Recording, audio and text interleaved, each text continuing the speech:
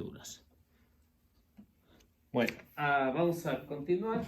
¿Quién gusta leer la pregunta? ¿Qué se entiende por purgatorio? Bueno, ¿qué se entiende por purgatorio? Se entiende que es un estado de purificación. Ese es el purgatorio, en el que la Iglesia lo ha definido, que es un lugar donde es el que muere con un pecado leve, que no amerita el infierno, pasa por una purificación, es decir, que para que pueda entrar al reino de los cielos necesita estar completamente purificado de todas sus manchas. La palabra purgatorio no se encuentra en la Biblia, sino se encuentra el sinónimo de lo que es el purgatorio. Porque aquí a los hermanos separados dice, muéstrame dónde está la palabra purgatorio y te creo, ¿no? Entonces, como no todo está en la Biblia, no todo es un diccionario donde podemos buscar definiciones de palabra, la Iglesia únicamente lo que hace es explica lo que es la doctrina del purgatorio. Así que el purgatorio, como nos los narra o nos los va a decir el Evangelio San Pablo, nos los va a describir que es un estado donde el que está ahí tiene que salir sin mancha. Es una purificación, una limpieza que se está definiendo. Entonces, no es el infierno, tampoco es la gloria, ¿sí? Entonces, que el infierno es totalmente diferente a lo que es el purgatorio, lo mismo que la gloria es diferente, pero estando en el purgatorio, ya es decir, ya va a entrar al reino de los cielos cuando se purifica. En cambio, si está en el infierno, pues ya no va a ir a ningún lado.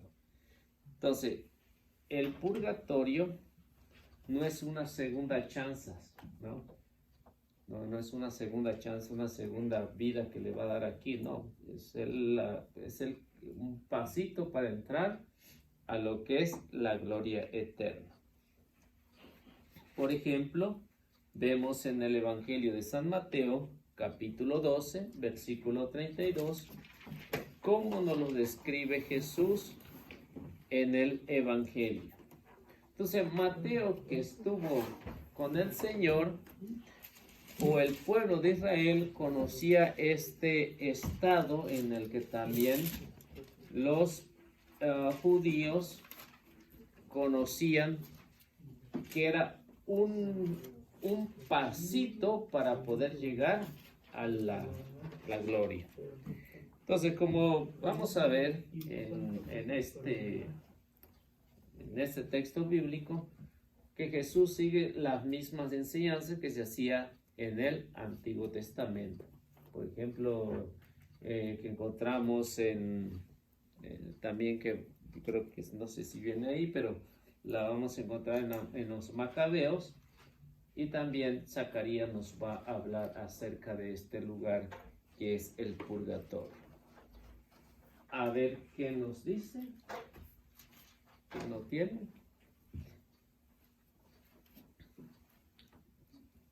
Al que calumnie al Hijo del Hombre se le perdonará, pero al que calumnie al Espíritu Santo no se le perdonará ni en este mundo ni en el otro. Entonces, como ven, hay un estado, hay un intermedio entre lo que es la gloria o es el infierno, ¿no? Hay un estado. Por eso cuando Jesús explica lo que es el purgatorio, dice, no se le perdonará en este mundo ni en el otro. Así que en el otro, ¿cuál sería? Purgatorio. Ay, perdón. El infierno. En el infierno, sí. El infierno, ahí no se perdonará. Por eso dice, no se le perdonará ni en este mundo ni en el otro. Así que hay un lugar intermedio en el que se pueden perdonar los pecados. Entonces, cuando hay este lugar intermedio, la Iglesia entiende que es un estado de purificación por todos los hechos que encontramos en las Sagradas Escrituras. Entonces, de hecho, vemos aquí cómo Jesús explica, porque esa era la creencia tanto del Antiguo Testamento, y Jesús la plasma en el Nuevo Testamento para que el cristiano entienda que hay pecados que no ameritan el infierno. Aquí está hablando de un pecado que es en contra del Espíritu Santo. Entonces, para definir bien, o sea que es un pecado que si no se puede perdonar o no hay forma de perdonarlo, el que insulte al Espíritu Santo.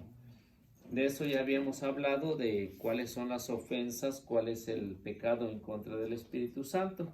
Pero a pesar de eso, pues San Pablo también, que conoce las Escrituras, nos los explica en Primera de Corintios, capítulo 3, desde el versículo 11 hasta el versículo 15.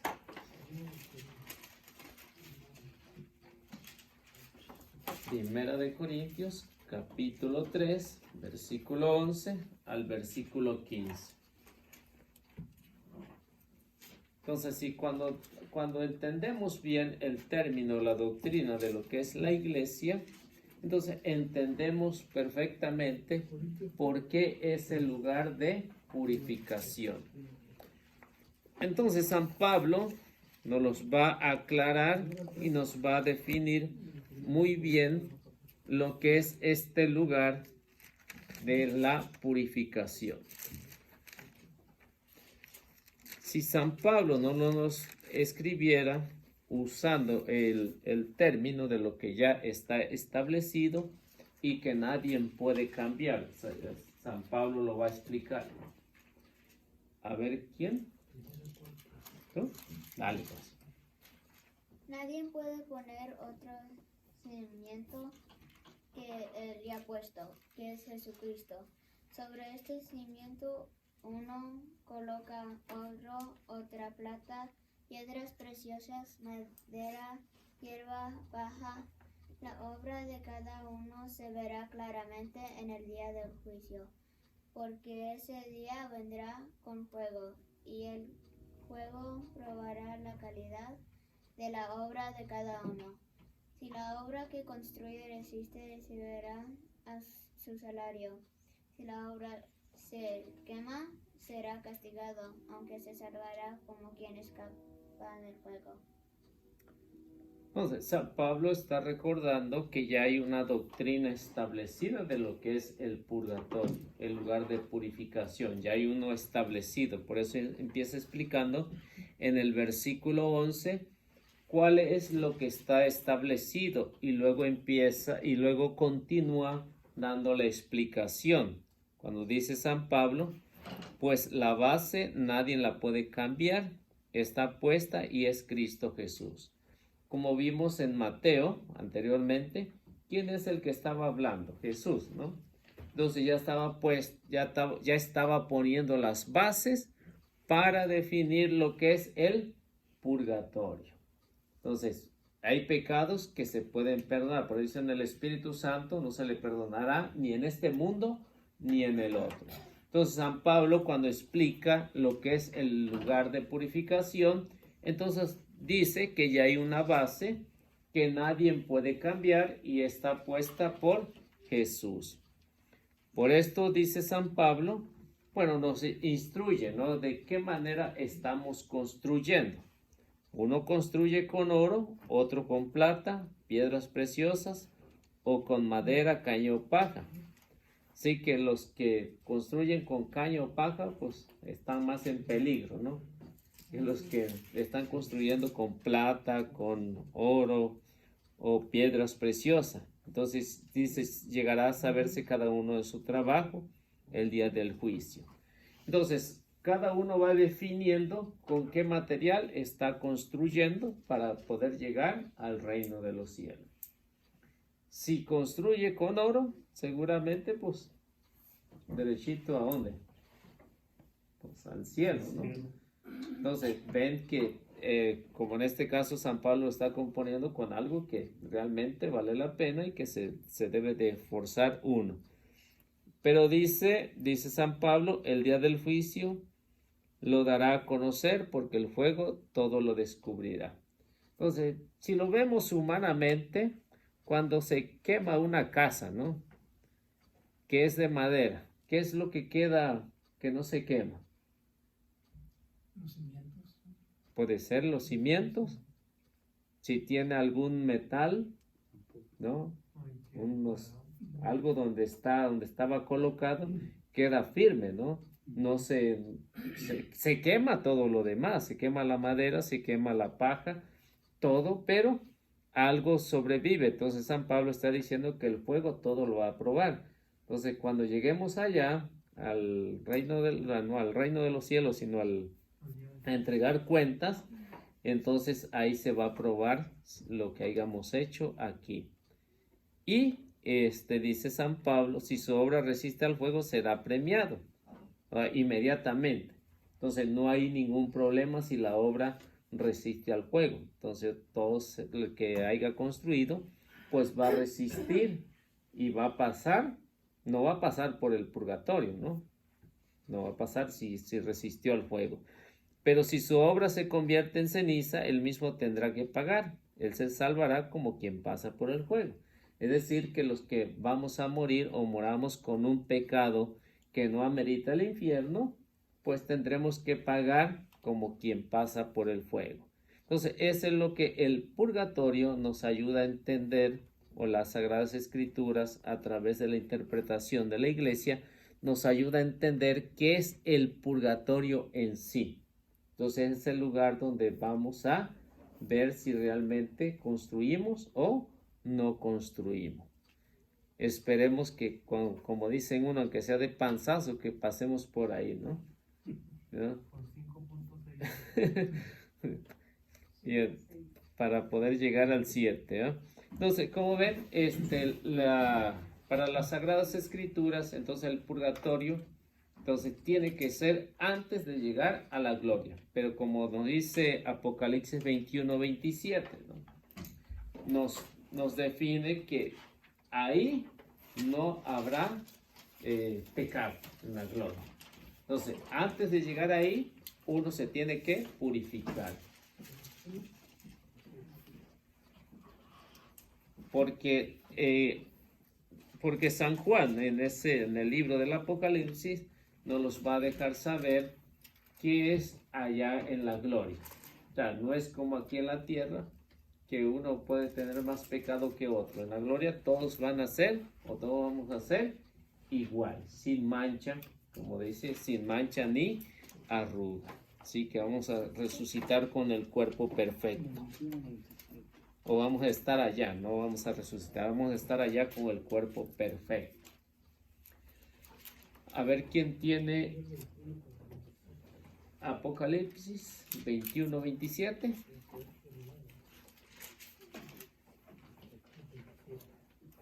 Nada manchado entrará en ella, ni los que cometen maldad y mentira, sino solamente los inscritos en el libro de la vida del Cordero. Entonces, San Juan está diciendo que en la gloria no entrará nada manchado. Así que, por algunos que dicen, pues, me importa un poco lo que, para donde vaya, ¿no?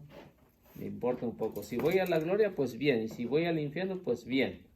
Entonces, para que los que están pensando de esa manera no se estén creyendo, porque si dice San Pablo, dice San Juan, en la gloria no entrará nada manchado, ni los que ¿qué? Ni los que cometen maldad ni mentira. ni mentiras. Así que nada de eso entrará manchado. Aparte de eso, dice, entrarán únicamente los que están inscritos en el libro de la vida, los que no han sido borrados. Porque recuerden que desde el momento de nuestro bautismo estamos inscritos en ese libro, pero puede ser que ese libro no hayamos hecho completamente nada, se nos va a borrar de ahí, en el libro de la vida, y va a aparecer en el libro de la muerte. Todos hasta ahorita con vida estamos inscritos en el libro de la vida. Pero si no hacemos nada, pues se nos va a traspasar para otro librito. Así que, a ver, Zacarías capítulo 13, versículo 9, nos deja saber algo semejante a lo que es el purgatorio, de acuerdo a las creencias que tenían en el pueblo de Israel. Entonces, si en Zacarías, ¿qué? Zacarías 13, 9.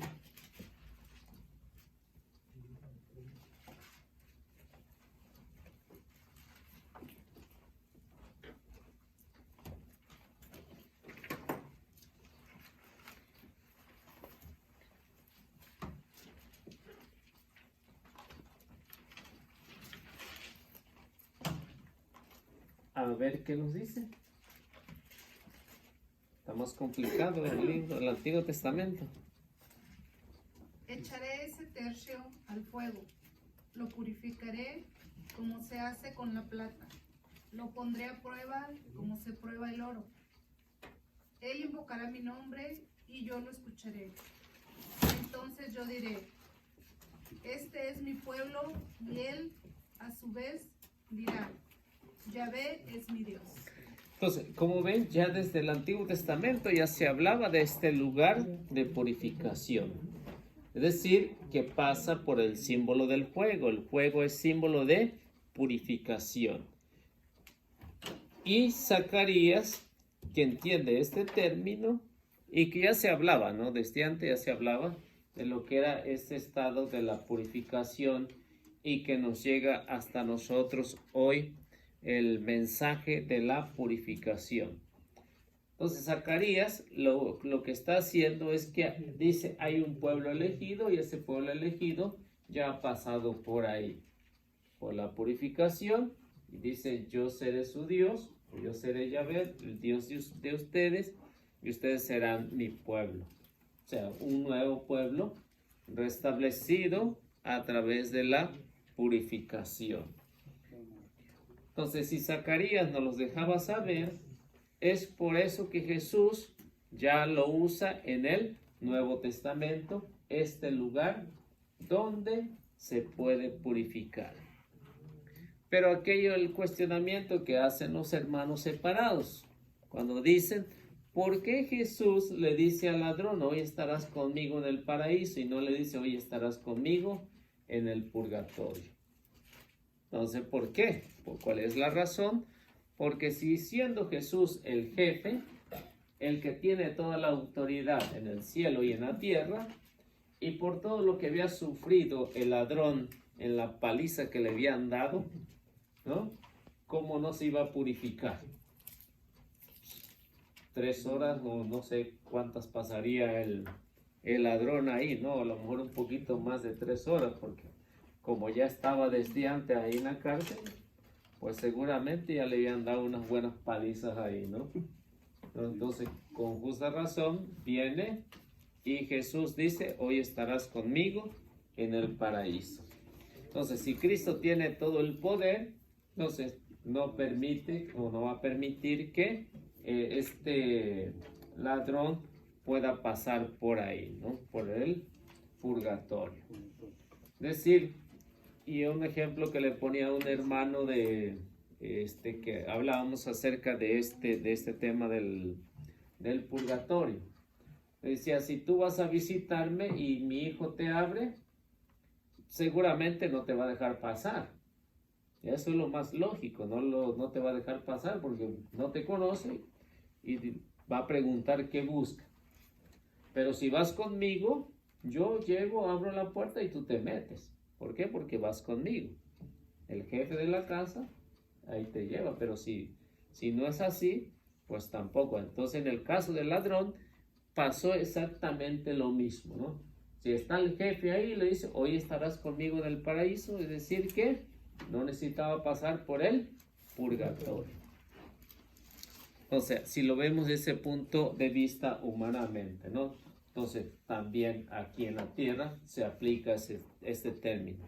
Pero como ahí está el jefe, Jesús, que le dice, hoy estarás conmigo en el paraíso, entonces esa es la razón por qué no tiene que pasar por ahí. Y llevarlo directamente a lo que es el reino de los cielos y así le evita pues pasar por el purgatorio, ya que ha sufrido bastante ahí en esas horas que pasó de agonía en el camino del Calvario también. Entonces, ¿cuál es la razón? Lo que en el Antiguo Testamento se habla de oración, se habla de que hay un lugar donde se pueden perdonar los pecados. Eso no los menciona Segunda de Macabeos, capítulo 12, versículo 38 al 46. Entonces, como ven, en el Antiguo Testamento ya se habla de este lugar. Lo que pasa es que como los hermanos separados no lo han descubierto en las Sagradas Escrituras y siguen pensando que no hay un lugar. Entonces, pero si ellos entendieran lo que las Sagradas Escrituras nos dejan saber acerca del purgatorio, entonces no habría ningún conflicto acerca de este término. Si en este caso, pues, no sé si no mal recuerdo, estamos hablando 2 siglos antes de la llegada de Cristo, acerca de lo que encontramos aquí en los Macabeos, capítulo 12, Segunda de Macabeos, capítulo 12, versículo 38 al 46. ¿Cuál fue la razón de que Judas el Macabeo hiciera esto por los que habían muerto? A ver, ¿quién lo tiene? Judas, después de reorganizar el ejército, se dirigió hacia la ciudad de Odolán. Como era fin de semana, se purificaron y celebraron allí el sábado. Al día siguiente, buscaron a Judas para ir a recoger los cuerpos de los muertos y a sepultarlos con los suyos en los sepulcros de sus padres. Bajo la túnica de cada muerto encontraron objetos consagrados a los ídolos de Jamni, prohibidos por la ley a los judíos. Comprendieron entonces por qué habían muerto. Todos se admiraron de la intervención del Señor, justo pues que saca a luz las acciones más secretas. Y rezaron al Señor para que perdonara totalmente ese pecado a sus compañeros muertos. El valiente Judas exhortó a sus hombres a que evitaran en adelante tales pecados, pues acababan de ver con sus propios ojos lo que sucedía a los que habían pecado. Efectuó entre sus soldados una colecta y entonces envió hasta 2,000 monedas de plata a Jerusalén, a fin de que allí se ofreciera un sacrificio por el pecado. Todo esto lo hicieron muy bien inspirados por la creencia de la resurrección, pues si no hubieran creído que los compañeros caídos iban a resucitar, habría sido cosa inútil y estúpida orar por ellos. Pero creían firmemente en una valiosa recompensa para los que mueren como creyentes. De ahí que su inquietud era santa y de acuerdo con la fe. Esta fue la razón por la cual Judas ofreció este sacrificio por los muertos, para que fueran perdonados de sus pecados. Entonces, como ven, la iglesia nos enseña que hay que hacer oración por los que están ahí en el lugar de purificación. El traer objetos que no estaban aprobados por la ley, ¿era pecado mortal o no? Sí. Sí era pecado mortal, porque ya lo decía el mandamiento, no los mandamientos. Éxodo capítulo 20, ¿no? Ya lo decía, que estaba prohibido todo tipo de imágenes que se consideraban igual que Dios. Estaba prohibido. Pero ¿qué pasó con los macabeos? Había pasado un gran periodo desde los mandamientos hasta los macabeos. Ellos consideraron que por eso habían muerto, pero no por eso dejaron de orar o dejaron de hacer sacrificio por los que habían muerto, porque ellos pensaban que estaban en un lugar de purificación para que Dios le perdonara los pecados. Entonces, por eso es que la iglesia nos ha enseñado que hay que orar por los que están en el purgatorio. ¿Por qué? Porque mediante nuestras oraciones, como lo hizo Judas el Macabeo, van a alcanzar la gloria eterna.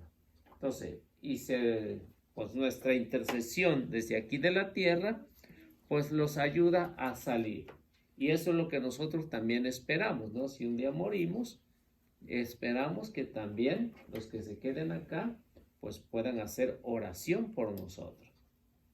Entonces, si yo muriera hoy, voy a necesitar de la oración de ustedes, ¿no? Si uno de ustedes se muere, también va a necesitar de la oración de todos nosotros.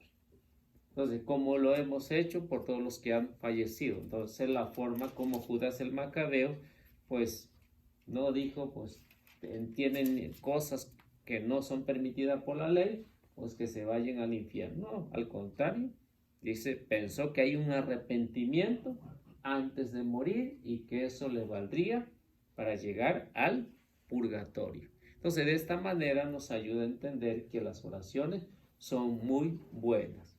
Entonces, San Pablo también nos los explica en su segunda carta. Segunda carta, capítulo 1, versículo 16. Versículo 16 al versículo 18. Timoteo. Segunda carta de Timoteo, capítulo 1, versículo 16 al 18. Entonces, como ven, San Pablo nos ayuda a entender, nos explica en la carta a los Corintios y en la segunda carta a Timoteo también nos los explica. Entonces, esta es la razón por qué la iglesia nos ayuda a entender mucho mejor lo que es esto.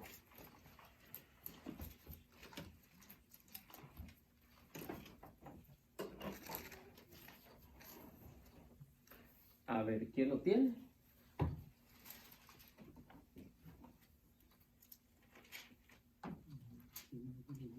Dice, que el Señor conceda misericordia a la familia de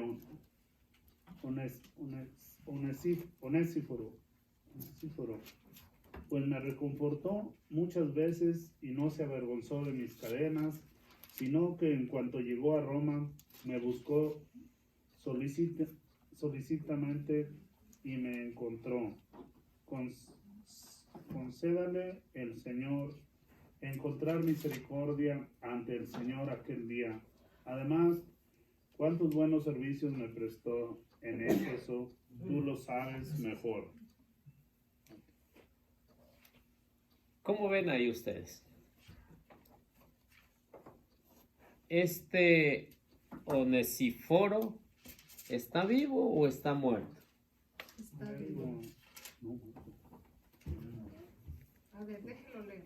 Que el Señor tenga piedad de la familia de Onesíforo, porque a menudo me dio ánimo y no se avergonzó cuando supo que estaba en prisión. Al contrario, actuó con coraje, me reclamó y me recuperó. El Señor le conceda hallar la misericordia del Señor aquel día. Tú conoces mejor que yo todos los servicios que me prestó en Éfeso. A ver, ¿ahora qué dicen? ¿Está vivo o está muerto? Vivo. Va. Vivo, gato. Sí, no, pues dice, le consideran en aquel día. Yo digo que está vivo, ¿no? Por eso, Ahorita lo matamos entonces. en cuanto llegó, No estaba muerto, andaba pagando. concédenle. Empieza, bueno, la carta a Timoteo, San Pablo le escribe a Timoteo y le manda el recado a la familia de Onesíforo. ¿Sí, Sí. Le manda el recado y dice, el Señor le conceda ¿a quién? A la familia de... Onesíforo, ¿Qué les recomienda o qué les manda decir? Concédenle. que el Señor los bendiga A la familia, y a su familia. a la familia. Ah, Porque a menudo vino a confortar. ok. decir que ya había muerto. Sí, pero yo hablaba de que estaba vivo en el purgatorio. Ah, bueno, Que por sí, lo del final que dice San Pablo, sí. ¿verdad? Es que usted no preguntó cuál. La otra. Sí, porque decía, aquel día. Entonces era la razón por qué decía que estaba Yo vivo. decía que era vivo por el final. Sí. Entonces, ya ven que ya había partido de aquí, de esta tierra. Ujú. Ya estaba entregando cuentas allá, por eso dice que el Señor en aquel día, pues en el día que falleció, ¿no? No está diciendo que años después, no, en aquel día el Señor le conceda la misericordia le conceda la misericordia al Señor en aquel día, en cuanto a los servicios que me prestó. Entonces, es decir, que este hermano, Onesíforo, trabajó mucho por el Evangelio. Entonces, San Pablo está diciendo, él me ayudó y él está haciendo oración por él, para que Dios le perdone. Si está en el purgatorio, para que salga del purgatorio, por todo el servicio que le ha prestado. Y si ven, ahí en el capítulo 4, ya casi al final de la segunda carta, que es el versículo 19,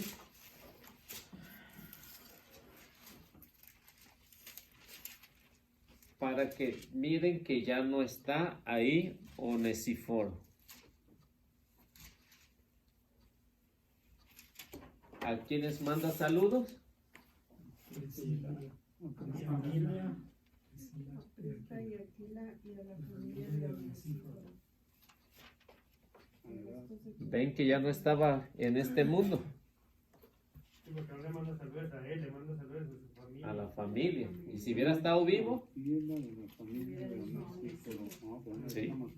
entonces ya ven que ya estaba allá en el otro mundo. Así que para que vean que las oraciones nos ayudan, ¿no? En este caso San Pablo está haciendo oración por él y por la familia de él, que los han ayudado muchísimo. Y si aparte de eso, no se avergonzó de mí, nada de todo eso. Entonces, como ven, las oraciones de los que estamos acá ayudan allá. Y es por eso que la intercesión de los santos, por eso en la iglesia, nos enseña que esta palabra de lo que es el purgatorio nos ayuda a entender lo que es la purificación. ¿Cuánto tiempo estaremos ahí si morimos con un pecado que no amerita el infierno? Pues depende de la magnitud de lo que haya hecho, ¿no? Porque hay de pecados veniales a pecados veniales, ¿no? Uno puede ser un poquito más grande que el otro, pero al fin y al cabo, pues va a tardar un poquito más en el purgatorio. Así que el purgatorio, como nos dice la iglesia, es este lugar que nos presenta, pues, lo que es el lugar de purificación. Y como ven, la palabra no existe, tampoco la palabra Trinidad, tampoco otras palabras que usamos en las Sagradas Escrituras no existen, y por eso no quiere decir que no estén en las Sagradas Escrituras. Bueno, Un comentario, Eliseo. sí. Es algo, ¿cómo se dice? Que no tiene explicación cuando los hermanos separados, los que creen en la Trinidad, sí aceptan la palabra Trinidad, aunque no está en la Biblia, pero no aceptan la palabra purgatorio, esos mismos que aceptan la Trinidad, ¿verdad? Aunque ninguna de las dos esté, solamente aceptan la Trinidad. Sí. O sea, es una conveniencia o algo que no es lógico. Lo que es. Porque no usan la lógica, no Exactamente. usan la lógica. ¿Vale? Como estas citas bíblicas se las puede uno explicar así a familia que se le haya muerto a alguna persona y no quieran rezar. Claro, para eso son, ¿no? Para eso son. O sea, por ejemplo, cuando hemos hecho rosario, entonces en cada misterio, al iniciar el rosario, pues nuestra costumbre es empezar con un texto bíblico que nos habla acerca de las oraciones. Hermano, no sé los protestantes antiguos, pero los protestantes de ahora últimamente, que le llaman protestantes de garage, los que aceptan la Santísima Trinidad no lo aceptan como tres personas presentes, sino en tres diferentes tiempos. Yo era pentecostés trinitario, pero nos decía que en un tiempo fue el Padre, y en un tiempo se llama Jesús, y ahora se llama el Espíritu Santo. O sea, son tres, pero en diferentes acciones, ¿no? No lo aceptan como So- tres como personas tres personas distintas como lo actuales, aceptan. Son los unitarios, ¿no? Bueno, Los unitarios. esos son los que ahora dicen que es Jesús, solo Jesús, ¿verdad? Pero inclusive nosotros los trinitarios nos daban esa doctrina, que era la Santísima Trinidad, Padre, Hijo y Espíritu Santo, pero que en tres tiempos diferentes. Sí, porque hay otro tipo de pentecostales que aceptan la Trinidad tal como es, ¿no? Como la iglesia lo enseña. Pero hay otros que dicen, como en el caso de los unitarios, ¿no? Dice que con lo que está explicando usted, hermano, dice un tiempo fue el Padre, otro tiempo fue el Hijo y otro tiempo fue el Espíritu Santo. Y cómo describe el Marcos 1:8 en el bautismo de nuestro Señor Jesucristo, cuando se hace presente las tres personas. Porque, bueno, como lo describen ellos y lo que estaba platicando con alguien de ese grupo, es que es el mismo, como es omnipotente, se puede presentar en las tres al mismo tiempo. Por esa razón. Pero como ven ahí, son tres personas distintas. Pero si nada más se quedan ahí en ese versículo, pero si van a cada uno de los versículos, pues verán que no son los mismos, ¿no? Porque los unitarios dicen solo Jesús, ¿no? Que Jesús, y donde el Espíritu Santo lo atribuyen como Jesús espiritual. Sí, o sea, ellos no dicen que el Espíritu Santo es una persona, sino que es espiritualmente Jesús. Entonces hay una gran contradicción entre ellos, ¿no? Entonces, pero ese es el problema. Entonces, como ven, tampoco la palabra Biblia existe, pero se usa, ¿no? Usamos la palabra Biblia. No existe en la Biblia, entonces, pero la usamos. Entonces hay muchas palabras que usamos, pero que también los hermanos separados también la aceptan. Entonces el problema es nomás con la Trinidad. Es como cuando pues hay problemitas acerca de la Virgen María, ¿no? Con la intercesión de la Virgen María, ¿no? Entonces nada más atacan a la Virgen María, pero aceptan que otro puede interceder, ¿no? Cualquier otro puede interceder, ¿no? Entonces, ¿cómo es eso, no? Entonces, pero el problema es nomás con la Virgen María. Bueno, ¿algún otro comentario, preguntas? Sobre eso también ellos, no para saber nosotros, ellos también predican mucho el rapto de Elías y de Enoc, pero no quieren saber nada del rapto de la Virgen, ¿no? Que fue asunto al cielo. Sí. Bueno, pasamos a la siguiente.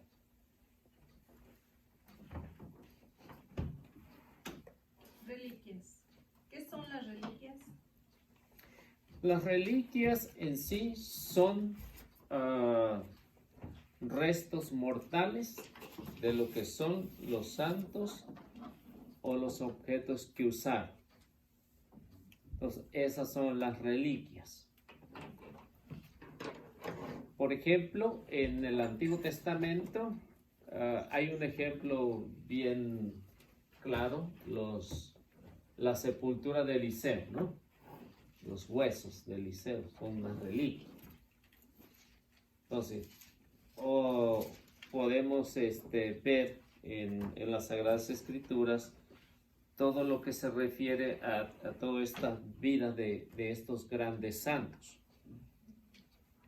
Antiguamente, al que consideraban se le miraba una vida de santo, pues le cortaban un pedacito de la tela para tenerlos como reliquia, o le quitaban o le cortaban el pelo, ¿no?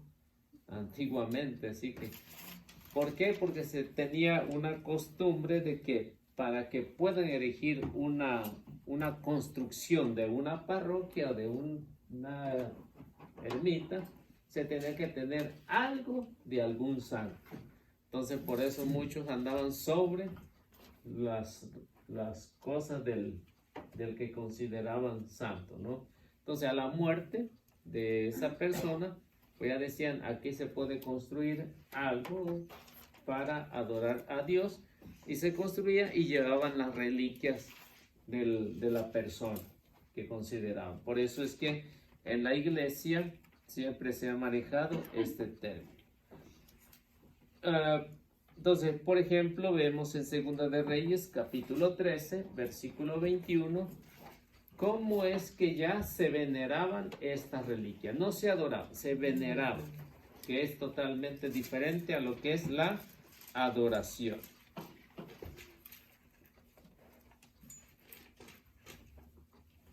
Pero como muchos hermanos separados dicen, es que los católicos adoran estas reliquias, y no, veneramos esto, sí que es diferente a lo que es la adoración, porque la adoración es únicamente para Dios.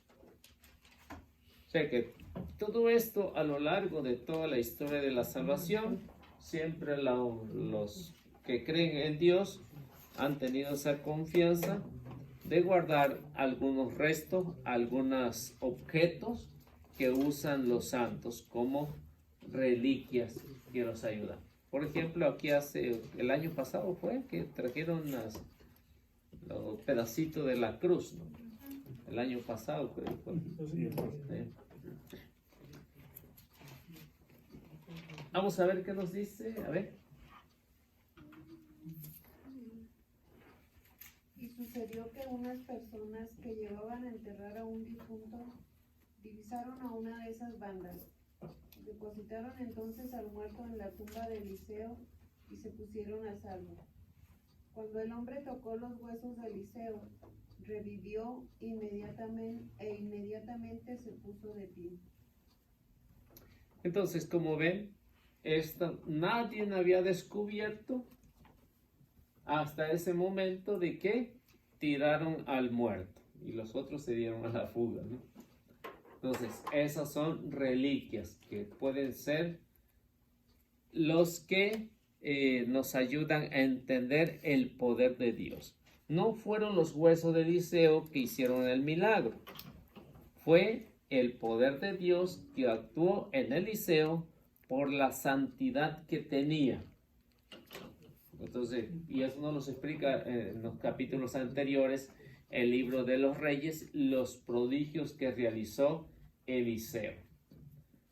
Y con esto ven que el pueblo de Israel entendió que esto tenía mucho valor para ellos y por eso conservaron los huesos de Eliseo. Ahora, ¿las reliquias de los santos tienen poder para sanar a los enfermos? No tienen ningún poder. Entonces, la reliquia de los santos, porque a veces se tiene la mentalidad de los que no están instruidos que estos son los que hacen el milagro. Sí, incluso lo podemos ver hasta en personas que dicen, llévate esta imagencita y es milagroso, ¿no? Pero en sí, ninguna imagen tiene ningún poder. El poder es Dios en que actúa. Por ejemplo, ya ustedes saben, la serpiente de bronce, ¿no? ¿Tenía algún poder para hacer milagros? No. Entonces, pero debemos saber que esto, el que diga que una imagencita o alguna reliquia tiene el poder milagroso, no se le cree. ¿Por qué? Porque el milagro lo hace Dios a través de eso sí, y es totalmente diferente. Ahora, Quiere decir que Dios utiliza objetos, personas, imágenes si él lo desea para sanar a personas. Para hacer el milagro. Bueno, se puede decir que sí suceden milagros, pero el mal está achacarle el milagro a la prenda, ¿no? Por medio de eso Dios respalda esa prenda, da esa reliquia, pero debemos de darle la gloria a Dios por ese milagro, ¿no? Decir, mira, un pedacito de la túnica de la madre esta me alivió, ¿no? Eso es lo que está mal, ¿no? Sí. ¿Por qué? Porque eso no tiene ningún poder. El poder es el que Dios está actuando ahí. ¿Para qué?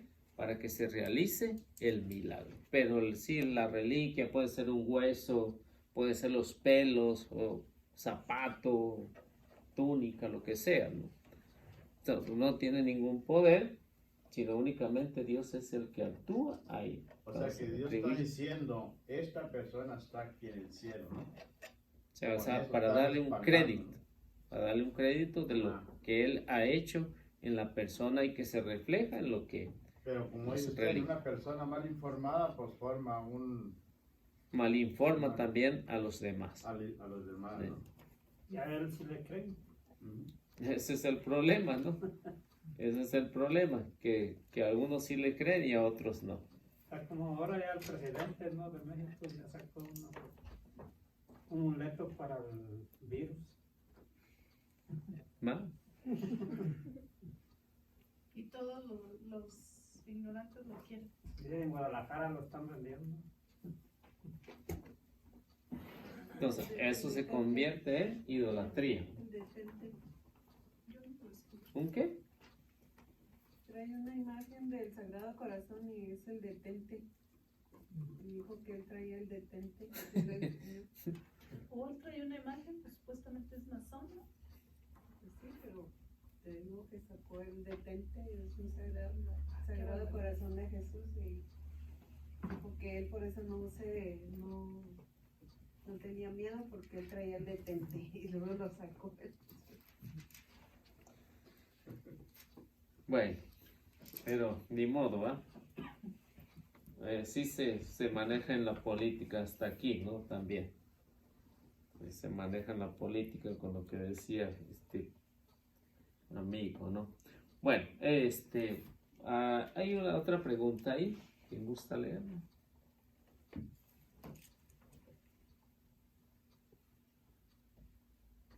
Entonces, ¿cómo es que alguna ocasión alguien sanó al tocar la reliquia de algún santo? Bueno, entonces, ¿por qué se realiza esto? Porque en este caso, Dios es quien hace el milagro y precisamente para exaltar a su amigo. O sea, los santos son amigos de Dios y lo hace con ese fin. No es que la ropa o los huesos sean milagrosos, sino lo hace precisamente para exaltar a sus amigos y que nosotros sigamos el ejemplo de ese amigo de Dios. En este caso, como vemos, el primer papa de la iglesia, en el Hecho de los Apóstoles, capítulo 5, versículo 15, sucede algo extraordinario con él, con un milagro. Entonces, este milagro no se le puede atribuir al objeto, sino a la persona que es amigo de Dios, que está actuando ahí en Dios. Entonces, Hechos 5:15. Y sacaban los enfermos a las calles, poniéndolos en camas y camillas para que al pasar Pedro, por lo menos su sombra cayera sobre alguno de ellos. Entonces, ¿esto cómo se considera? Lo que está escribiendo aquí el autor sagrado. Se considera idolatría hasta cierto punto. ¿Cómo va a creer yo que acercando a una persona nomás con la pura sombra de Pedro se cure? Sí, va a curar, ¿no? Entonces, si cree que la sombra realiza el milagro, se convierte en idolatría. Pero, eso se le atribuye a la persona que es amigo de Dios, que Dios está valiendo de ello para realizar un gran milagro y poder exaltar al gran amigo de Dios, es decir, al primer papa de la iglesia. Por esta razón, aunque ven que era únicamente la sombra, no tenía ningún objeto, no tenía nada, pero se realiza el milagro. Entonces es un milagro estupendo, ¿no? Y eso por la justa razón de que es el primer o los primeros milagros de San Pedro, de los muchos que realizó, para exaltar de qué el poder que Dios le había dado a Pedro en la iglesia. Y es que ahí se refleja el nivel de santidad de la persona, ¿no? El nivel que está con Dios, ¿no? Sí. Eso debe ser el blanco de nosotros, decir, híjole, ¿qué estará haciendo esta persona para tener tanto acercamiento así, para yo hacerlo como un ejemplo, ¿no? No decir, a ver, voy a buscar a Carlos para que... Ahora están sacando que el lodo santo, que revuelve en un lodo. Loro. Lodo. Lodo. ¿Y eso para qué? En una iglesia que pone una bañera así, que revuelca ahí para el Espíritu Santo. ¿Y es católica o es No, es otra nueva. Ya hay que hay unos que la gasolina santa, que le entran gasolina a la persona y tal. Y arde con todo. La persona esperada, esto por ejemplo. Eso sí que se purifica, mire. Le echan un cerillo y lo purifica. No, Si resiste al también fuego, pasa. sacan que el zapato y que de todo. Yo estaba Entonces, viendo esos ya son amuletos, ¿no? No, que el zapato del pastor y que... Esas son las prendas. Esos son los, Sí. la competencia que hay, ¿no? Ujú. Bueno, vamos a ver qué nos dice Hechos 19, 11 al 12. Dios hacía milagros extraordinarios por medio de Pablo, hasta el punto que aplicaban a los enfermos paños o pañuelos que él había tocado y les desaparecía la enfermedad y también salían de ellos los espíritus malignos. Bueno, entonces como ven, dice que era algo que extraordinario, no era ordinario. Lo ordinario es creer que esos pañuelos y esos paños tenían poder. Lo extraordinario es creer que esto se realiza por el poder de Dios. Una cosa es lo ordinario y otra cosa es lo extraordinario. Cuando se realizan todo esto. ¿Qué poder tenía el pañuelo o el paño de San Pablo? Ninguno. Pero sí tenía que Pablo los había tocado. Por esa es la razón que cualquiera acercaba a los enfermos, incluso hasta los demonios salían de ahí, porque era algo extraordinario. Y lo dice bien, discúlpeme, lo dice bien claro, dice, Dios hacía milagros extraordinarios por medio de Pablo. ¿Sí? No era Pablo que hacía el milagro, era Dios que hacía el milagro extraordinario. Por eso cuando, lo que les decía que al principio en las comunidades, por ejemplo, estos pañuelos, pongamos un ejemplo de estos pañuelos que se consideraban que Pablo los había tocado, los conservaba muy bien para fundar un edificio, para que tuviera un edificio, una casa donde reunirse. ¿Por qué? Porque había algún objeto que se consideraba sagrado. Y por eso cuando en la iglesia se realiza todo esto, por eso es que muchos empiezan con estas cosas, ¿no? De que cualquier cosa que había tocado, se consideraba como objeto sagrado. No que tuvieran poderes, sino un objeto sagrado.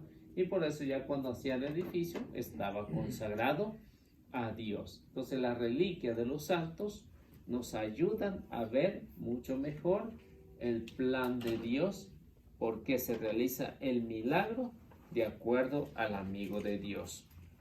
Entonces, hermano, por eso hay en cada parroquia hay una prenda de una reliquia en el altar. Antiguamente sí. Ahora no. Ahora cómo se maneja dentro de la iglesia, pues por ejemplo, si diríamos, va a ser en honor de Santo Domingo, entonces ¿qué tiene que haber ahí? Una imagen de Santo Domingo, ¿no?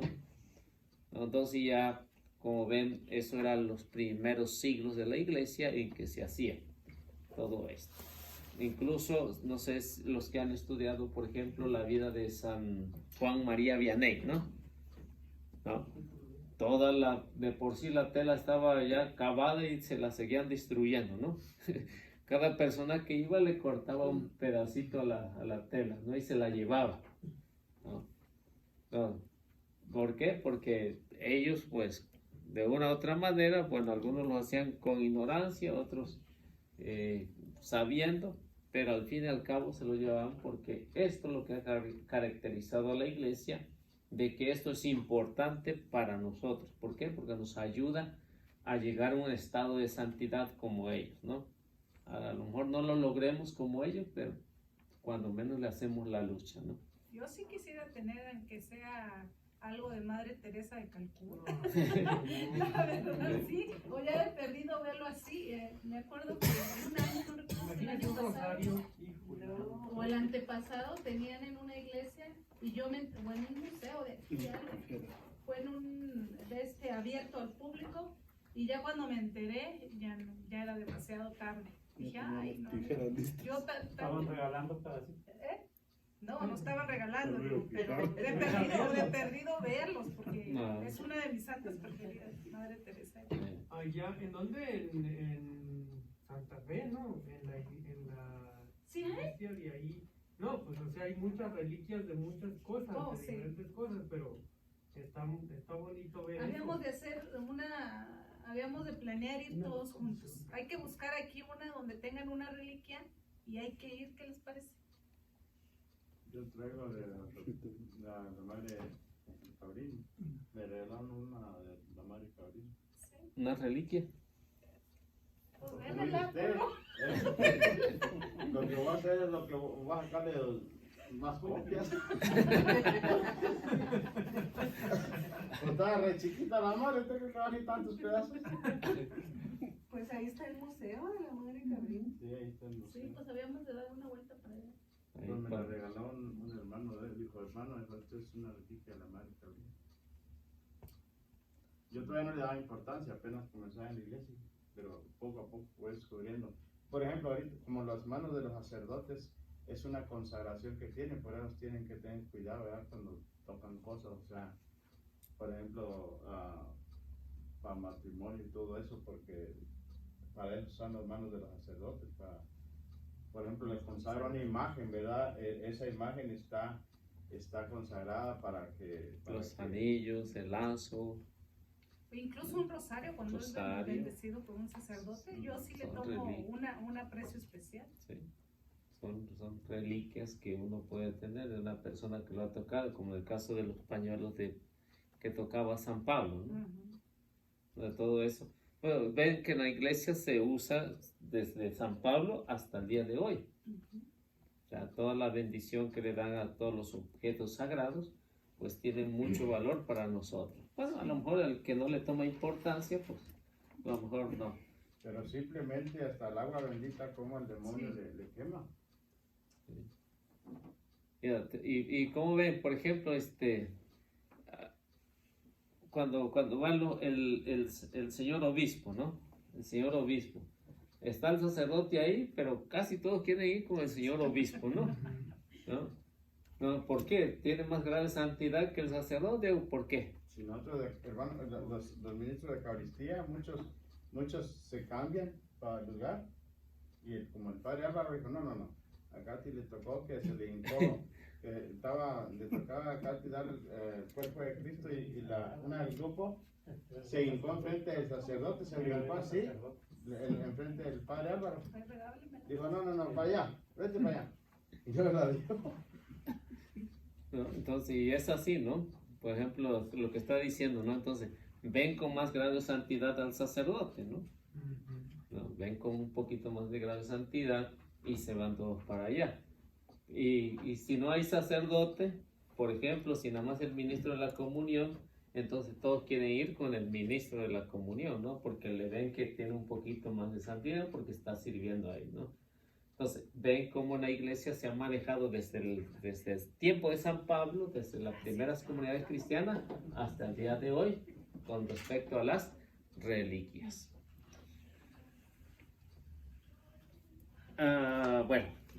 ¿Alguien quiere hacer la otra pregunta?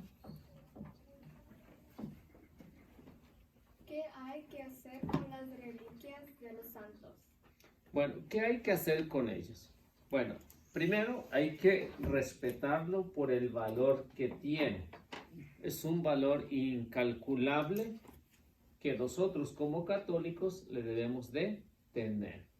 Hay que respetarla por todo lo que está representando y por todo lo que pertenecieron a ella. Y en esto, a lo mejor alguien no la respeta, ¿no? Puede ser un católico, puede ser un hermano separados que no la respeta. Pero para el que sabe la importancia, entonces es algo importante, algo especial. Por ejemplo, de hermanos que han ido allá a Roma, a Jerusalén, y se han acordado de un simple mortal como yo, se han acordado y me han traído cositas de allá. Entonces, yo las conservo como, digamos, con lo más especial, ¿no? Son cosas que vienen de allá. Por ejemplo, tengo algo que me regaló uno que fue a Medjugorje, la de Fátima. Me trajo unas piedritas y una imagen de allá. No las conservo, es más, las traigo en la Biblia, eso es lo que son estampitas, que están bendecidas desde allá. Entonces, para mí tiene algo especial. ¿Por qué? Porque de esa manera, pues, digo, si esto tiene importancia para nosotros, déjame ver si la... ¿No? Mire, tierrita y piedrita. Sí. Así que estas los conservo ahí, que se me perdieran la Biblia, quién sabe qué harían, ¿no? Pero son cosas que para mí tienen mucha importancia porque son regalos importantes de personas que van para allá, para Jerusalén, pues me han traído cositas así que tienen una gran importancia. Entonces las conservo como una reliquia, ¿no? Por lo que está representando ahí.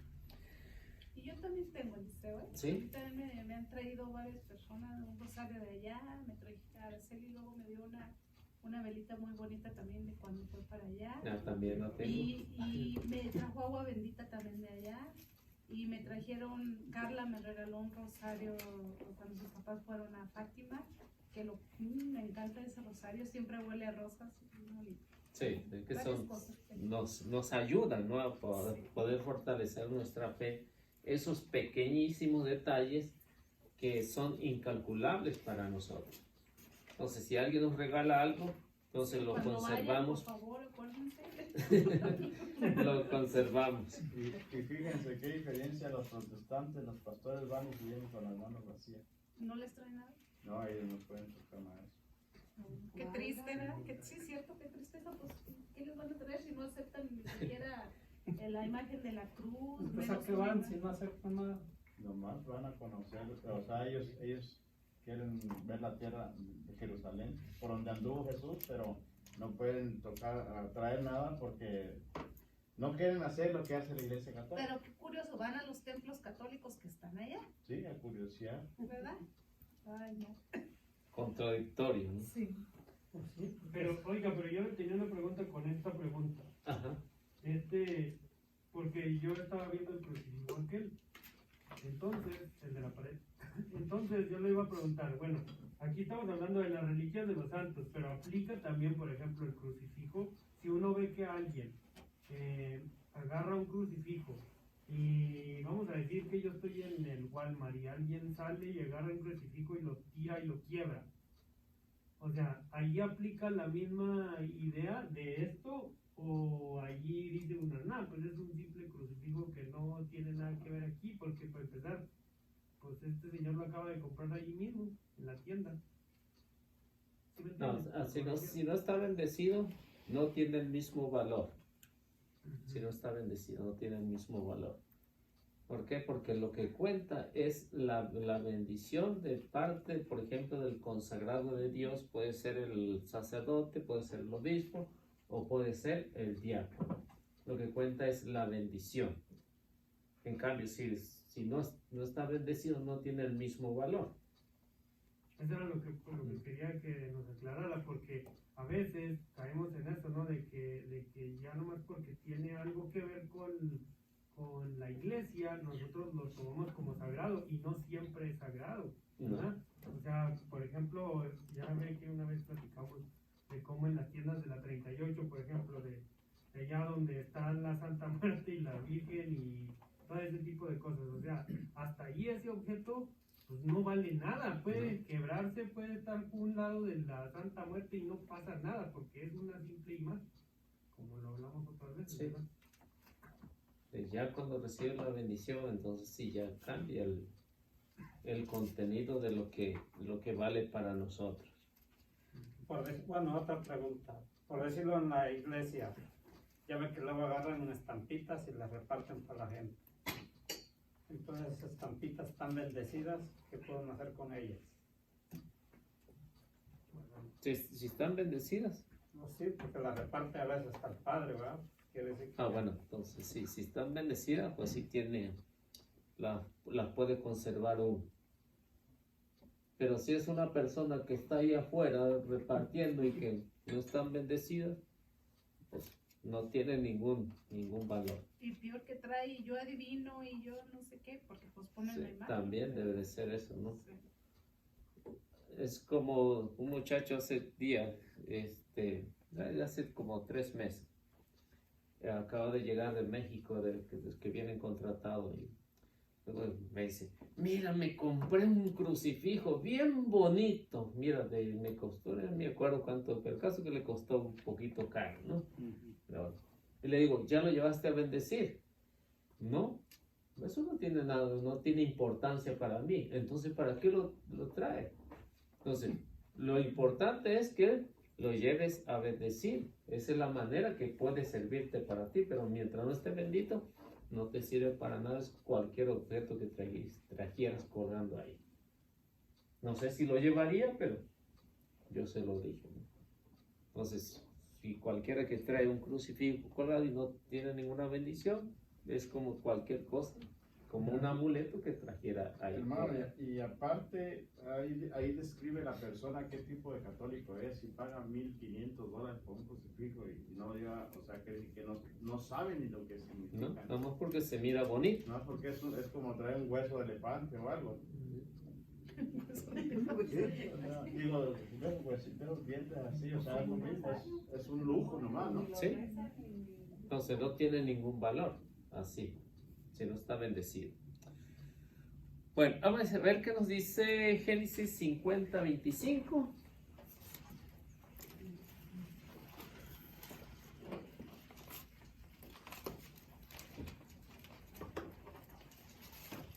Entonces hizo que los hijos de Israel le juraran y les dijo, en verdad, Dios vendrá a ayudarnos. Cuando esto suceda, ustedes deben llevarse de aquí mis restos. Sí, que tenían gran importancia, ¿no? Los huesos de José tenían gran importancia para el pueblo y los conservaban como algo especial. Si el pueblo de Israel no lo hubiera hecho, pues tampoco a lo mejor no tendríamos esta misma idea del pueblo de Israel, ¿no? Que los conservaban como algo importante, que era una bendición de Dios que había actuado en estas personas. Sí, como también Moisés Moisés, hasta el tiempo de Moisés, pues también se conservaron estos huesos. Así que no fue nada más unos años, fue por largos años que se conservaron los huesos de José. ¿Por qué no los dejaron allá tirados en Egipto? Si el pueblo no lo hubiera reconocido como algo especial. ¿No? ¿Para qué nos sirven los huesos? Al contrario, nos hace estorbo para llevarlos, ¿no? Pero no pensaron de esa manera. Pensaron que tenía algo especial porque había cumplido con la voluntad de Dios por todos los prodigios que había hecho en Egipto con el faraón. O sea, así que hacer esto con las reliquias de los santos, pues nos ayuda en la iglesia a entender lo que es el valor. Bueno, vamos a la pregunta siguiente. 867. Resurrección. Al final de los tiempos, ¿quiénes van a resucitar? Bueno, al final de los tiempos, todos vamos a resucitar. Los buenos y los malos. No es como dicen los hermanos separados, que los que se murieron ya se murieron y ahí quedaron. No, según las Sagradas Escrituras, todos vamos a resucitar. ¿Para qué vamos a resucitar? Pues para ser juzgados. Por esa razón, sea para la gloria eterna o sea para la condenación eterna. O sea que todos vamos a resucitar de acuerdo a como nos lo dicen las Sagradas Escrituras en Hechos 24:15. Si esto es una realidad y le creemos a la palabra de Dios, decía una hermana, si está en la Biblia, yo le creo. Pues se demuestra con la Biblia y luego dice, nunca lo había visto esto. No puede ser, dice. ¿Sí? O sea, yo lo he leído la Biblia 2 veces, 3 veces y nunca había tocado esto. Entonces, ¿por dónde pasaría? ¿Qué? Así que esto está en la Biblia, que todos van a resucitar, sean los vivos o sean los muertos. Pero si le han tocado a algunos de los que le dicen que no. No, de que me ha tocado, sí. Que me ha tocado, por ejemplo, en Veracruz, cuando hablaba acerca de las imágenes, que me dijo, no, a lo mejor Dios se equivocó, ¿no? Que le decía, si aquí dice que no hay que tener ni una imagen en Éxodo 20 y al ratito en Éxodo 25 dice que sí, y mismo Dios dice, pues como dice, pues ¿quién se equivoca aquí? ¿Usted, la Biblia o Dios? No, pues posiblemente Dios, dice, ¿no? No, aunque se le muestre, ¿no? Entonces, y de que los hay, los hay. Aunque se le demuestre con la Biblia. A ver qué nos dice Hechos. Y espero de Dios, como ellos mismos esperan, la resurrección de los muertos, tanto de los justos como de los pecadores. Sí, que hay una resurrección, hay una oportunidad que no se va a desperdiciar, sea para la gloria o sea para la condenación eterna. Esto que nos hablan las Sagradas Escrituras nos ayuda a entender que sí hay una resurrección, que no es como lo dicen los hermanos separados, que todos el malo se va a quedar ahí, especialmente si son los católicos. Pues por ahí me dicen qué hora es, porque yo no... 8:47. Ah, bueno. Que nos sirve, ¿no? Bueno. Yo según le veía que eran las 8:40.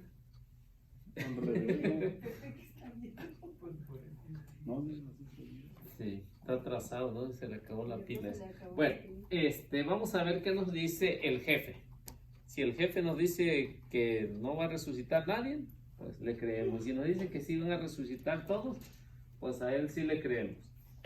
Juan 5:28 al 29. A ver qué nos dice San Juan de lo que el Señor le explicó a ellos.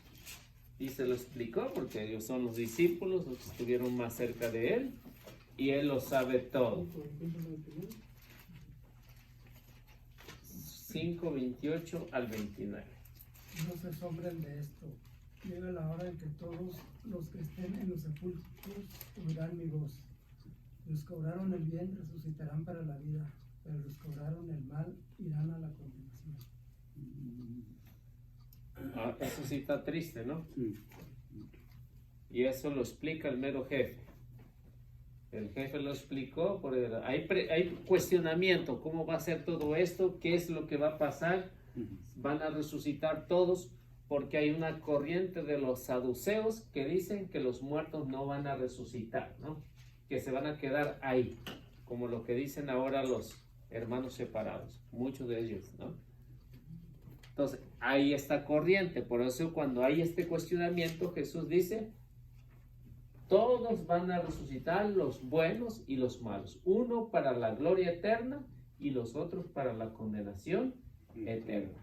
Entonces, hay una resurrección, hay algo que nos va a mover para resucitar, y ese es Dios el que nos va a dar esa oportunidad. Si es un Dios justo, tiene que haber resurrección para los buenos, resurrección para los malos. Porque si no sería un Dios injusto, ¿no? Que no le daría el juicio a los buenos, tampoco a los malos, si todos vamos a morir, ¿no? Entonces, si todos morimos, todos tenemos que resucitar, sea para la gloria o sea para la condenación eterna.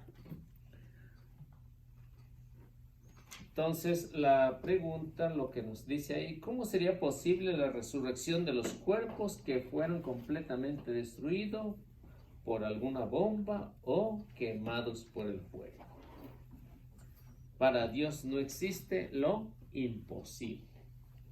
Si Dios pudo hacer un ser humano de un pedazo de barro, ¿no? ¿Qué demás no podrá hacer con todos los que vayamos a morir o que moramos? ¿Qué más podrá hacer? Si Dios crió el cielo y la tierra con una sola palabra, o todo lo que vemos únicamente con pronunciar una palabra, ¿qué no hará con todo eso? Si fue consumido por el fuego, si fue comido por los leones o algún animal, ¿qué más no hará Dios? Si todo lo hizo con el poder de su palabra. Así que todos aquellos que han sido destruidos por completo, destruyen nada más la materia, pero no el espíritu. Y si Dios tiene ese poder, pues eso es lo que va a aplicar, lo que explicaba Jesús en Juan 5, 28 al 29, ¿no? Lo que explicaba. Todos. Porque nuestra materia se destruye. Eliseo, y los que mueren así como en suicidio, que buscan la manera fácil de quitarse la vida, ¿qué pasa con ellos? También van a resucitar. ¿O qué dices? ¿Se irán al infierno o a la gloria? ¿O qué? Pues, se quitan su vida. Sí, en esto hay que analizarlo bien, ¿no? Porque hay algunos que lo hacen inconscientemente, ¿no? Porque una persona que está cuerda no se anima a hacerlo. Depende de la situación en la que esté pasando, ¿no? Entonces depende. Y también depende de que en el último milésima de segundo se arrepienta. Aunque haya atentado en contra de su vida, se arrepienta. Ahí está la misericordia de Dios que se lo puede perdonar. Entonces, eso no lo sabemos si sí se arrepintió o no se arrepintió. ¿Cuándo lo sabremos? Cuando lleguemos allá. Porque tiene la misma oportunidad. Y nos regresamos al principio de que empezamos la clase. El ladrón, ¿sí? ¿Verdad? Que tuvo la oportunidad de arrepentirse ya en la cruz. Y el otro también, ¿no? El bueno y el malo. Sí. Uno no se arrepintió, no alcanzó la gloria. El otro sí, en el último momento, pues sí, se arrepintió. Entonces, una persona que se suicida, se cuelga, se mete un balazo, entonces, mientras se define su alma, tiene la oportunidad de poder arrepentirse. Porque ya saliendo el espíritu, ya queda definido el espíritu. Sea para la gloria o sea para el infierno. Si hay ese arrepentimiento. Si hay ese arrepentimiento, seguramente lo que estamos hablando tiene que pasar por el purgatorio, por el lugar de purificación, lo que San Pablo explicaba ahí en 3:15 de la primera a los Corintios. Bueno, y ya para cerrar esa parte, y entonces, bueno, pues yo iba a usar a Donny, por pobrecito, porque ya tenemos, ¿verdad? Yo me suicidé. Y mi familia y ustedes, todos mis amigos, ahí están rezando rosarios y rezando esto y rezando lo otro, pero yo ya mi espíritu se definió, nunca me arrepentí, tenía plena conciencia y voy al otro lado. Entonces, ¿y esas oraciones qué? ¿Las estamos echando a la basura o dónde quedan? A ver, Columba, dígame por qué ahí van. Si ya estás condenado, Pepe, Sí. pues San Pablo dice que para los que ya están condenados ya no se necesita oración. No, pues sí, pero mientras sabemos nosotros los de aquí, los que nos quedamos en la ustedes que se quedaron en la tierra, ¿cómo van a saber si ya estoy o no estoy? Ay, no, por eso está la Madre de la Misericordia, que ella como distribuye las oraciones en las almas más necesitadas. Pero no haga eso, Pepe. No se arriesgue. Es un ejemplo, sí, es que hay muchas almas que ya están condenadas y los familiares siguen orando por ellos, pero esa es nuestra Madre, la Virgen, las acomoda donde las almas más necesitan. Cuando estás en el purgatorio sí, pero cuando estás Sí, condenado pero ya eso, no. por eso, cuando ya están condenadas, si tú rezas o oras por una persona que ya está condenada, la Virgen María, ella recibe esas oraciones y se las da a las almas otra persona más necesitada que esté en el purgatorio. ¿No? La oración ¿Sí que o no? dice, ¿Sí la o no, oración Eliseo? que dice, ¿cómo estaba la oración? Especialmente por las Por las más necesitadas de su Oh, Jesús divina mío, misericordia. perdona nuestros pecados, Jesús líbranos mío, del perdona fuego del para la infierno y oración de lleva todas Fátima. las almas. Especialmente a las más necesitadas de tu divina misericordia, porque para los que ya, No sí, se pierden. entonces van a Jesús, que es el que las dice, No, aunque no. el que las hace y para el que más necesita. Bueno, Esa es una, por eso se llama la madre de nuestra Madre de la Misericordia, ¿no? La que de la Divina Misericordia. bueno, vamos haciendo la oración. ¿Quién gusta hacerla? Bueno, En nombre del Padre, del Hijo y del Espíritu Santo. amén.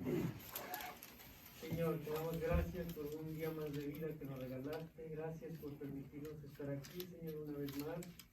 Especialmente a mí en esta clase que tanto me gusta. Gracias, Señor, porque todavía tenemos muchos hermanos que estamos aquí y muchos que nos faltan. Te pedimos por todos ellos para que les siembres esa semillita de seguir viniendo, de que sigamos trabajando en la evangelización. Te agradecemos por toda nuestra familia, por todos los enfermos, por todos los que sufren. Te pedimos que los ayudes, que ayudes a cada uno de esas personas que están batallando con su salud. Te pedimos, Señor, también que nos lleves con bien a nuestra casa, que nos ayudes a tener paciencia, a seguir estudiando, a seguir aprendiendo de ti y sobre todo, Señor, a darnos cuenta de que tu misericordia es infinita y que si nosotros aceptamos seguirte y aceptamos hacer el bien, vamos a tener una recompensa grande el día del juicio. Te pedimos, Señor, que nos ayudes a todos nuestros enfermos, especialmente al Padre Manuel, al Padre Guillermo y claro al alma del Padre Matuli. También te pedimos para que lo ayudes a llegar al cielo si es que todavía no lo ha hecho. Te pedimos especialmente en este día por el cumpleaños de la Virgen María, Virgencita. Te agradecemos por haber dicho que sí Te agradecemos, señora linda, porque nos cubres y nos cuidas siempre. Te pedimos que tú lleves esas oraciones a los más necesitados y que siempre estés con nosotros, que nos ayudes a seguir adelante y a seguir escuchando esa voz de Jesús que nos dice que tengo sed. Nos permitas escucharlo y estar a los pies de la cruz como lo hiciste tú. Amén. Amén. Padre nuestro que estás en el cielo, santificado sea tu nombre. Venga a nosotros tu reino. Hágase, Señor, tu voluntad en la tierra como en el cielo. Danos hoy nuestro pan de cada día. Perdona nuestras ofensas, como también nosotros perdonamos a los que nos ofenden. No nos dejes caer en tentación y líbranos del mal. Amén. Salve María, llena eres de gracia, el Señor es contigo. Bendita eres entre todas las mujeres y bendito sea el fruto de tu vientre, Jesús. Santa María, Madre de Dios, ruega, Señora, por nosotros los pecadores, ahora y en la hora de nuestra muerte. Amén. Amén.